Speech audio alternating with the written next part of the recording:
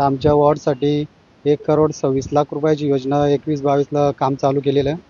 परंतु ती योजना फक्त अर्धवटच राहिली. नळ पण तुटले, पाईपलाईन पण फुटल्यात, विहीर पण अर्धवट आहे आणि टाकी पण अर्धवट आहे. आणि ते योजनेचे 1,02,15,000 रुपये विड्रॉ करण्यात आलेले आहेत पैसे.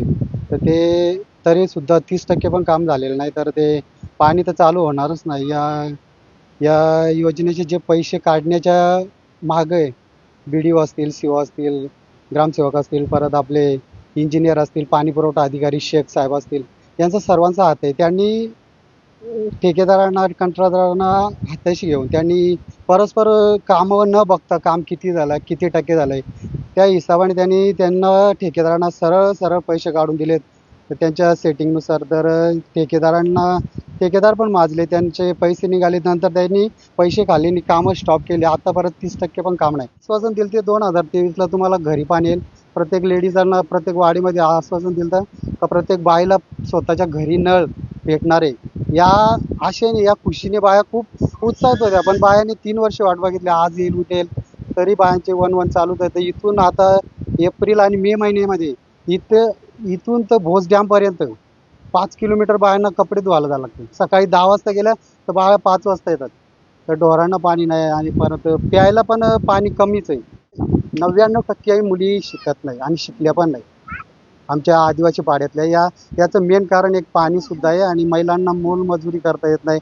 पूर्ण दिवस रात्र पाण्याच्या मागे धावावं लागतं. तर ही जल जीवन मिशन योजना आहे, जे संबंधित जेवढे अधिकारी आहेत, शासकीय अधिकारी, त्यांच्या योग्य ती चौकशी झाली पाहिजे आणि त्यांना योग्य ती न्यायालयिक कोठडी किंवा त्यांना शिक्षा झालीच पाहिजे. आमची पूर्ण आदिवासी समाजाची इच्छा आहे. मला पाण्यासाठी दिवसभर फिरायला लागतं, त्याच्यावरच पाण्यावरच दिवस घालायला लागतं आम्हाला. कुठं कोणी कामाला सांगितलं का कामाला पण जाता येत नाही.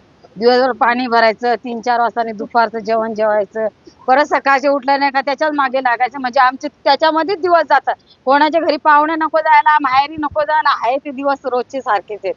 कपड्यांचे पण हाल आमचे, पाण्याचे पण हाल. आम्ही करायचं काय? टाकी बांधली तर ती नुसती बघण्यासाठी बांधली, ती करायचं काय आम्ही? आम्हाला नुसते सांगतात का नळ बसवलेत, पाणी येणार, आज येणार, उद्या येणार. करायचं काय? त्यांची आशा तरी किती करणार माणूस?